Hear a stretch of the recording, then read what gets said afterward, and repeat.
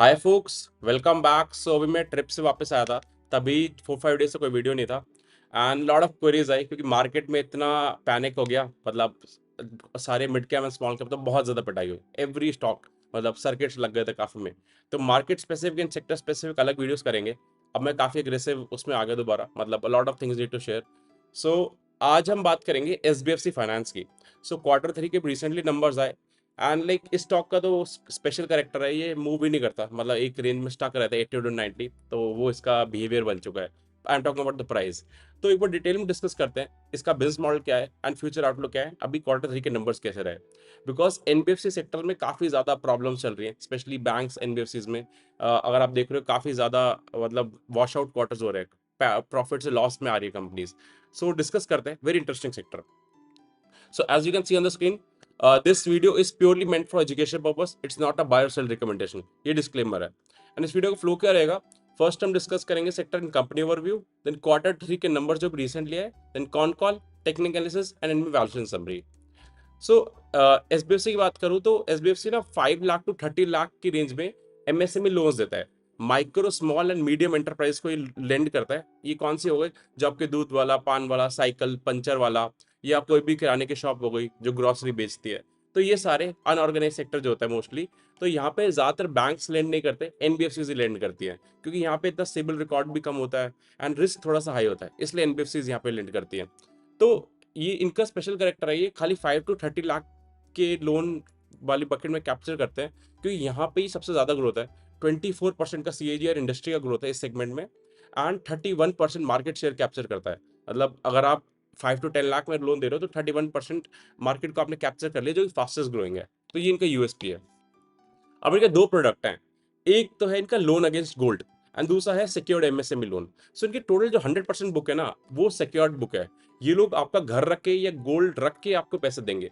तो अगर कुछ भी गोज फॉर टॉस, तो आपका ये घर बेच देंगे, पैसे ले लेंगे या गोल्ड बेच देंगे। तो अगर भी आपके पास सिचुएशन खराब भी हुई, लेट्स से किसी ने लोन लिया इनसे एंड अब पे नहीं कर पा रहा, तो उसने और भी जगह से लिए लोन, तो सबसे पहले इनको रीपे करेगा, क्योंकि उसका मॉर्गेज रखा हुआ है, घर गिर भी रखा हुआ है। तो ये एडवांटेज होता है जब आप सिक्योर्ड लेंडिंग में करते हो। एंड स्पेशली हमने जब देखा माइक्रो फाइनेंस में इतना बुरा हालत हुआ, क्योंकि वो अनसिक्योर्ड लेंडिंग में थी कंपनीज, तो आईडीएफसी में बुरा हाल चल रहा है, इंडसइंड का भी बहुत पिटाई हुआ। सो वो मैं स्पेसिफिक डिस्कस करूंगा, but I am that's why emphasizing कि सिक्योर्ड लेंडिंग काफी अच्छी होती है। एंड अब आते हैं इनके एयूएम ग्रोथ पे। एसेट अंडर मैनेजमेंट क्या होता है? आपका net as on date loans कितने मार्केट में, that's it. Higher the better. तो इनका अगर आप देखोगे 2018 में 780 करोड़ था, आज 8000 करोड़ है। एंड एक लाइक 30% CAGR का गाइडेंस देते हैं। 25 to 30% ये लोग ग्रो करते रहेंगे एंड कर भी रहे हैं। एंड के जो MD and CEO है असीम ध्रुव। सो अगर आप इनके इंटरव्यूज देखोगे एंड इनके कॉन कॉल्स अटेंड करोगे, you will get to know how like confident that guy is, and ये लोग परफॉर्म कर रहे हैं इतने पुअर एनवायरनमेंट में, they are able to perform very well. So I would advise you और रिकमेंड यू टू एक बार इनके लाइक वीडियोस देखना, then you will get to know what I am saying. And अब आते हैं इनके रीजन वाइज ब्रेकअप पे। सो ये पैन इंडिया डाइवर्सिफाइड है। इनका अगर आप देखोगे लाइक नॉर्थ से 34% रेवेन्यू आता है, साउथ से 38% आता है, एंड ईस्ट एंड वेस्ट में जनरली कम ही होता है बिजनेस। तो डाइवर्सिफाइड है, क्योंकि क्या होता है, लेंडिंग बिजनेस में आप कंसंट्रेट करके काम कर रहे हो ना, तो एक पर्टिकुलर रीजन में अगर कुछ दिक्कत हुआ तो आपका पूरा book goes for a toss. तो ये रिस्क होता है, इसलिए I always seek for the companies जहाँ पे लाइक पूरा डाइवर्सिफाइड बुक है। एंड इनका अगर मैं बिजनेस की बात करूं, सो रफली 9% पे बोरो करते हैं पैसा, पैसे पहले पैसे बोरो करा एंड 17 रफली 18% पे, 9 पे बोरो करा, 18 पे लेंड कर दिया। तो बीच के 9%, 8.5-9% का स्प्रेड इनका आता है, जो इनके लाइक जिसको स्प्रेड कहते हैं, लाइक जिस पे आपने लेंड करा माइनस जिस पे आपने बोरो करा। तो ये सिंपल बिजनेस मॉडल है इनका। अब दो अनाउंसमेंट करना था बिफोर कंटिन्यूइंग। अगर आपको वीडियो अच्छा लग रहा है, लाइक शेयर सब्सक्राइब करो। एंड सेकंड इज मेरा मेंटरशिप प्रोग्राम है, जिसमें सिखाता हूं इन्वेस्टर्स करते कैसे, सेक्टर्स की अपडेट देता हूँ एंड अपना पोर्टफोलियो शेयर करता हूँ। And note, this is not a recommendation program, ये कंप्लीट एजुकेशनल कंटेंट है। एंड अगर आपको और डिटेल्स चाहिए तो आप 88825709 पे व्हाट्सअप कर दो, we can discuss over there. Continue करते हैं। सो अभी Q3 के नंबर्स आए एंड जनरली लोन बुक वाली कंपनीज जो लेंड करती हैं उनमें EUM का ग्रोथ देखते हैं, क्योंकि नेट में आपका एसेट अंडर मैनेजमेंट जितना ग्रो करेगा उतना पैसा आपने बांट रखा है, तो वो हायर द बेटर ही होता है।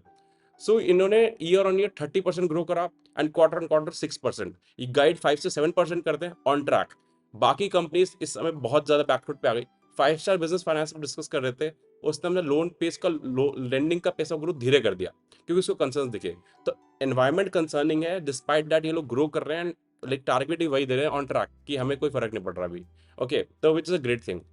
अब सबसे बड़ी बात आती है लेंडिंग के बिजनेस में, आप पैसा तो दे दोगे, कलेक्ट, ये एनपी नहीं होना चाहिए। मैं सिंपल टर्म से समझा देता हूँ। लाइक ग्रॉस एनपी क्या होता है, 90 डेज से अगर आप आपने किसी को पैसा दिए, 90 डेज हो गए पैसा कुछ भी नहीं आया, तो वो कैटेगराइज हो जाएगा 100 रुपये ग्रॉस एनपी पूरा का पूरा। मतलब अगर जितना आया माइनस कर दो, लेट से उसने 10 रुपये दे दिया था पहले, अब 90 डेज से पूरा 90 रुपीज आउटस्टैंडिंग है, तो 90 रुपीज आपका जीएनपी हो गया। अब उस 90 में से आपने एज्यूम कर लिया कि लाइक 50 रुपीज नहीं आएगा, मतलब ये परमानेंट लॉस होगा, इससे फिर भी मैं 40 रुपीज रिकवर कर सकता हूँ। जो रिमेनिंग हो गया, जो आपने अभी अपने पास होल्ड करके रखा है, वो नेट एनपी होता है। तो ये बहुत अंडरस्टैंड करना पड़ेगा। तो ग्रॉस एनपी और नेट एनपी सबसे ज्यादा इंपॉर्टेंट होता है, क्योंकि आप पैसा किसी को भी दे दोगे लेकिन पैसा वापस आएगा नहीं, वो यहाँ से बच चलेगा। सो ग्रॉस एनपी इनका 2.7% है, लास्ट ईयर इनका 2.4% था, बढ़ तो गया क्योंकि एनवायरमेंट कंसर्निंग है, मतलब इनको भी हिट दिख रहा है, बट देयर कन्फॉन्फिडेंट क्योंकि लाइक ये लोग आपका लोन या प्रॉपर्टी रख के लेन करते हैं। एंड सिमिलरली आप देखोगे तो नेट एनपी 1.3 था ईयर, लाइक लास्ट ईयर, अब 1.63 है। सो क्वार्टर क्वार्टर इतना कुछ नहीं हुआ, लाइक क्वार्टर क्वार्टर सेम ही है दोनों नंबर्स, लाइक पिछले क्वार्टर से दिस क्वार्टर, लेकिन ईयर ऑन ईयर इंपैक्ट है, बट ठीक है, पूरा एनवायरमेंट बहुत पूरा है अभी। प्लस अगर आप इनका एसेट क्वालिटी और देखना चाहते हो, सो इनके 85% जो एसेट अंडर मैनेजमेंट है, उनके कस्टमर्स का सिबिल 700 से ज्यादा है, क्योंकि जितना ज्यादा सिबिल होता है उतना ज्यादा प्रोबेबिलिटी ऑफ डिफॉल्ट कम हो जाता है, तो that's why they also highlighted. अब कॉन कॉल का डिस्कस करते हैं। सो क्वार्टर थ्री जो कॉन कॉल थी, सो इनका स्टार्टिंग से ये गाइडेंस रहा है 5 to 7% क्वार्टर क्वार्टर ग्रो करते रहेंगे, साल का 25 से 28%, और ये कर भी रहे हैं। एंड अभी लाइक दे सेड कि अभी हम बॉटम फेज पे आ गए हैं, जहाँ पे मतलब ये लेंडिंग स्पेस में काफी जो दिक्कतें चल रही हैं, एक दो क्वार्टर में थिंग्स शुड बी फाइन, मतलब ऑन ट्रैक, बट अभी तो पीक पैसिमिज्म हो गया सेक्टर्स के लिए। तभी कोई भी एमएसएमई या लेंडिंग कंपनी या बैंक्स को वैल्यूएशन नहीं मिल रहा, सबसे ज्यादा पिट रहे हो इस मार्केट में। एंड ये लोग 18% पे लेंड करते हैं, as a set this set की और ज्यादा इंक्रीज नहीं कर सकते, मतलब we have reach the threshold, क्योंकि अब यहाँ से रेट कट्स का भी एक्सपेक्टेशंस है, तो रेट कट होंगे तो आगे लेंडिंग भी सस्ते पे करेंगे लोग, क्योंकि उनको पैसा भी सस्ता मिलेगा। एंड डिस्पाइट इतने tough environment, high interest scenario में ये लोग अपना स्प्रेड मेंटेन कर पा रहे हैं, मतलब 9 पे बोरो कर 18 पे, तो 9% का जो बच रहा है वो ये लोग मेंटेन कर पा रहे हैं। रीजन इज जो 9 पे बोरो कर पा रहे हैं ना, वो डिफिकल्ट हो चुका है, क्योंकि बैंक्स ने कॉस्ट इंक्रीज कर दी है, जहां से आप लेंड करते हो वही इंक्रीज कर रहा है, but still how somehow they are able to manage. And अभी कंपनी ने कॉशियस स्टैंस क्या लिया, लाइक लास्ट क्वार्टर ही बता दिया था कि अगर इनके पास जैसे 100 फाइल्स आई लोन के लिए, सो उसमें से ये लोग 50 को देते थे पहले, अब ये नंबर हो गए 100 में से 45 उससे कम दे रहे हैं। थोड़ा सा और इन्होंने इंक्रीज कर दिया क्रेडिट क्वालिटी के मेजर्स, या जहाँ पे इनको हल्का सा भी डाउट आता है तो और ज्यादा स्ट्रिंजेंट नॉर्म्स कर दिए इन्होंने। एंड इनका प्रोजेक्शन है कि ROE, return on share holder जो होता है, लाइक आपका इक्विटी रिजर्व जो शेयर होल्डर के नेटवर्थ पे कितना प्रॉफिट कमा रही है, ये अल्टीमेट गोल होता है सबसे ज्यादा मैक्सिमाइज करने का। सो ये जर्नी होता है इनका। लास्ट लाइक दिस क्वार्टर 10% था, एक साल में 15 कर देंगे, देन इवेंचुअली इंक्रीज करते रहेंगे। ये journey we need to track की हो रहा है कि नहीं हो रहा। अब वैल्यूएशन वाइज देखते हैं। सो सारे एनबीएफसी एंड बैंक कंपनीज में प्राइस टू बुक होता है। सो 1 रुपए की बुक वैल्यू के लिए हम कितना प्राइस देते हैं। नॉर्मल कंपनीज में पी रेशियो होता है, इधर प्राइस टू बुक होता है। सो इनका लाइक ये कंपनी काफी टाइम से कंसोलिडेट ही कर रही है, तो इसका प्राइस टू बुक अभी 3.1 आ गया है। एंड अगर आप इनके पीयर्स का देखोगे, सो अभी बजाज फाइनेंस का जो प्राइस टू बुक है वो 5.6 है, काफी एक्सपेंसिव है। बजाज फिनसर्व का 4 है, एंड लाइक जियो फाइनेंशियल का भी राइट नहीं हुआ क्योंकि अभी बिजनेस स्टार्ट ही नहीं हुआ। एंड चोला का 5 price to book, Shri Ram का 2। तो इवेंचुअली मतलब इस सेक्टर में अभी भी ब्रांड जो है वो महंगा मिल रहा है, तो सबसे 3 का प्राइस टू बुक इस कंपनी का ठीक लग रहा है, कंसिडरिंग द बाकी कंपनीज के 5-6 के प्राइस टू बुक, एंड ये जो लोग ग्रोथ कर रहे हैं।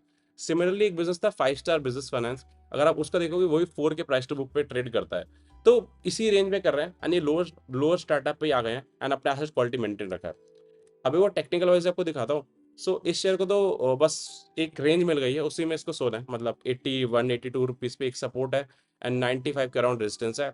वहां पे इसने मल्टीपल टाइम्स इसी रेंज में करा है, एक बार ब्रेकआउट आया था 105 का, फॉल्स हो गया, फिर से रेंज में आ गया। तो जिस तरफ भी ब्रेकआउट आएगा उस तरफ ये बड़ा मूव देते हैं, क्योंकि जैसे ये चार्ट पैटर्न्स होते हैं जनरली, जहाँ पे भी रेंज बाउंड का ब्रेकआउट आता है तो काफी ज्यादा स्टॉक्स आउट परफॉर्म करते हैं। तो एक बार समराइज कर देते हैं। पूरे माइक्रो फाइनेंस लेंडिंग बिजनेस में स्लो डाउन चल रहा है, किसी को वैल्यूएशन नहीं मिल रहा है क्योंकि एनपीएस हो रहे हैं, इकोनॉमिक स्लो डाउन है। तो जब स्लो डाउन होता है इकोनॉमी में, तो जो बॉटम स्टार्टा होता है, सबसे छोटे लोग जो जिनका इनकम कम होता है, उधर आप जब काम कर रहे हो तो वहां पे आपके डिफॉल्ट भी ज्यादा होते हैं। तो ये साइकिल्स होते हैं पूरे इकोनॉमी में, ये टाइम आता है ऐसा भी, एंड दिस टू शैल पास, मतलब ये वक्त भी निकल जाता है फॉर श्योर, ऐसे साइकिल्स आते हैं। 2008 में 10 में जो हुआ था लेमन क्राइसिस एंड ऑल, उसमें बैंक्स को हटाया था। सो इकोनॉमी जब ठीक करती है तो बैंक्स का भी अकॉर्डिंगली रिकवरी होता है। तभी ये भी है कि ये प्राइस टू बुक जो अभी मिल रहे हैं, ये पहले बहुत महंगे थे सब कंपनीज के, अब पिटाइयाँ हो रही हैं, एंड जो अच्छी कंपनीज है वो खड़े होकर करेक्शंस कर रही है। तो ओवरऑल इस एनवायरनमेंट में भी ये कंपनी 5 to 7% गाइड कर रही है, ऑन ऑन ट्रैक अचीव कर रही है विद एनपीएस अंडर कंट्रोल। तो काफी अच्छा लग रहा है outlook. However we need to track this company, ऐसे माइंडसेट नहीं बनाना कि अच्छी आज अच्छी है तो हमेशा अच्छी रहेगी। We need to track the business every quarter, क्या बोल रही है मैनेजमेंट, ऑन ट्रैक है कि नहीं। तो ये है। एंड अगर आपके और कोई क्वेश्चन है तो कमेंट करो, I will answer them. Thank you.